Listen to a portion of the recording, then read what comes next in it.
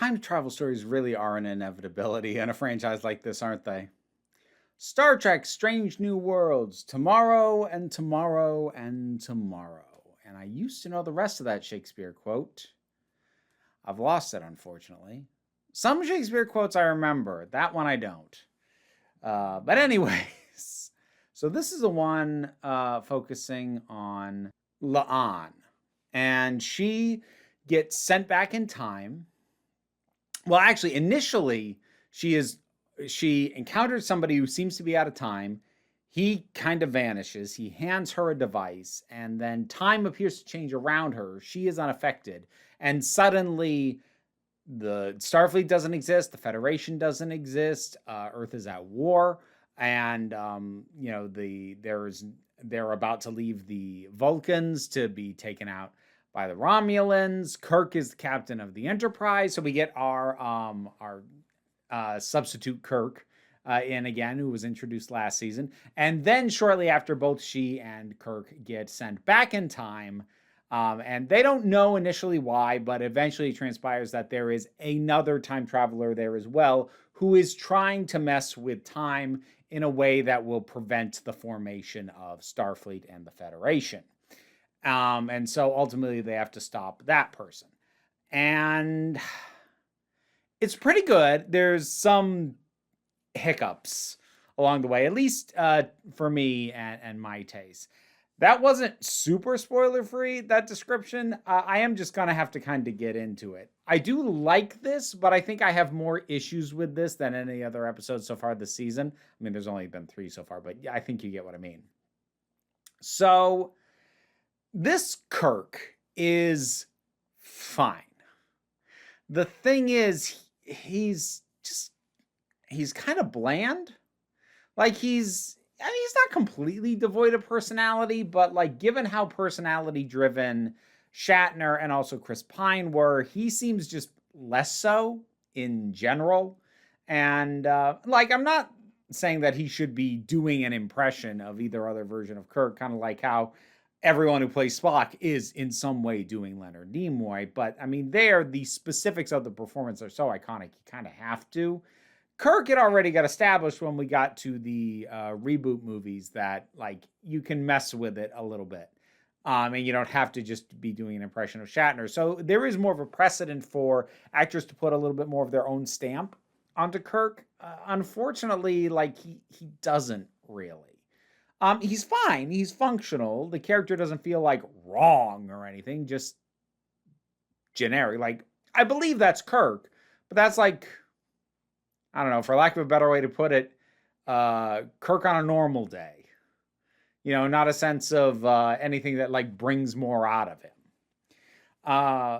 La'an does like have decent rapport and chemistry with him, which unfortunately means they did the exact thing that I was afraid they were going to do. And then once they did that, resolved it in the exact way that I figured they were going to resolve it. And this is kind of my things. Like it does one thing that I hate and one thing that I predicted very early on.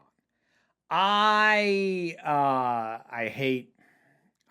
hate under-justified romantic inclinations, leanings, and subplots. And like I understand they're under a lot of pressure and like that can make people feel very close. I'm not saying that never happens, but boy, is it uninteresting. They don't know each other, like barely at all. So when that kiss happened, I just zoned out immediately. I really hated that. And then the other thing was, as soon as that happened, I'm like, well, they're going to kill him. They're going to have to. And they did. And that was just being lazy. Because this is one of the problem with both time travel and like duplication stories where you end up with more than one version of a character. It is almost guaranteed that whichever one is newer is going to die. Because having them not die is a complication that could be fascinating. You want to see what it looks like when they actually let these characters develop in, both alongside and separate from each other. Watch Farscape, and you can see what that looks like. It's really good. But this does what most things do. It would be really complicated logistically and narratively to have another version of Kirk. And so we kill him.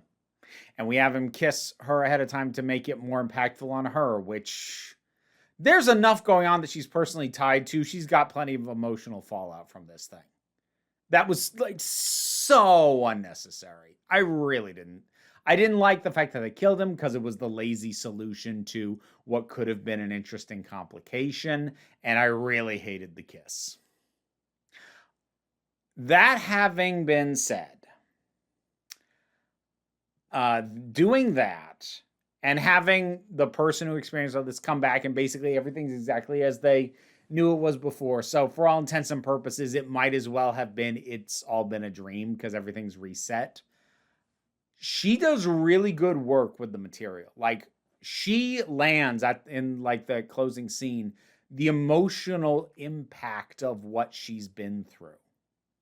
She sells that really well. And that did a lot to bring my opinion of the episode up a little more from where it was prior to that. She really, it's not something that's going to make me fully forgive going down threads and plot tangents that I just generally don't care for. But it does soften the blow when you at least get good character work and good drama and good performance out of it. And this does. So that does help, ultimately. So, I'll take it, I suppose. A little bit more with Carol Kane's character. That was kind of fun and interesting because La'an assumed that she was going to be an engineer even back then, not realizing, like, it's been hundreds of years since then. She picked up engineering later, which, that's just fun. Plus, she's in Vermont, so shout out to Vermonters. But that was just entertaining. I got a kick out of that. They don't go too hard on the people out of time comedy element. Like it's there a little bit, about as much as I think is worth doing, and otherwise they focus on the plot. The villain is okay. I mean, she's kind of the generic sort of villain for this sort of setup. But the idea is interesting. The idea that like she has no personal investment in what she's doing, specifically, but a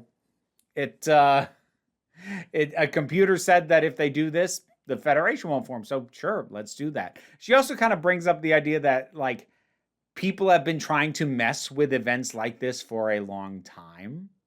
Because she specifically cites 1992 as being when she first showed up, because that was when Khan was supposed to impact everything. In the original timeline as laid out in like Space Seed. And so the implication that Khan hasn't happened yet and it's 30 years later basically is being chalked up to people trying to alter these events and the events kind of reasserting themselves anyways, which is a very Doctor Who-ish kind of resolution to that plot factor. Is like, wibbly wobbly, timey-wimey. As a Doctor Who fan, I'm fine with that. I think that's a really nice balance. The fact that Khan turned out to be, at this point, a young boy, I was not super surprising, but again, the impact it had on La'an definitely was worth doing. Like, as a reveal unto itself, like, okay. But, like, seeing how that, I mean, all of this, seeing Kirk die, this connection to her own history, the fact that she had to save a monster, the fact that at the time he was just a boy, he didn't know what he was going to become. Like, she does a very good job of selling all of that just collapsing on top of her at the end. That is probably what makes the episode worthwhile. Because the rest of it is like, it's got some aspects that annoy me, which I mentioned, but other than that, like, it's fine. It's fine. It's good. It's solid. It's good work. It's a Star Trek time travel episode. It sure is one of those with a good emotional impact at the end. More so on the character than on the audience, but you know what? Sometimes just showing me how much it hits a character is the emotional note you should hit. This is what it did. That was the right call. Strange New Worlds, episode 3 of season 2. What'd you think about it? Whatever your thoughts are, drop something down in the comments. Let's talk about it. Patreon pays the bills, enables me to do this as my living. Even if you can't help me out that way, like, share, subscribe are also great assistance. But don't worry too much about it. We take a relaxed attitude around here, so just come on back next time you need a break. Massive thanks to my Patreon supporters, and in particular, I want to thank Robin Moore, Zubin Lutfullah, Tarak, the thing that goes doink in the anime, Ruth, Oliver B., Solitary Pictures, Ulrich Bogdan, Melinda Walters, Jen, Leotha Boyd, Auntie Kate 808, Becky Sparks, Fernabilax the Poodle, Robin Powell, Tracy Scrabbit, Angry Kasparov, Adam R.D.L. Taylor, David Hall, Shayla Gourlay, and Rosalind Bennett. Thanks for your support. You can get your name in the credits too if you feel like hearing me possibly struggle with it for several times before getting it right.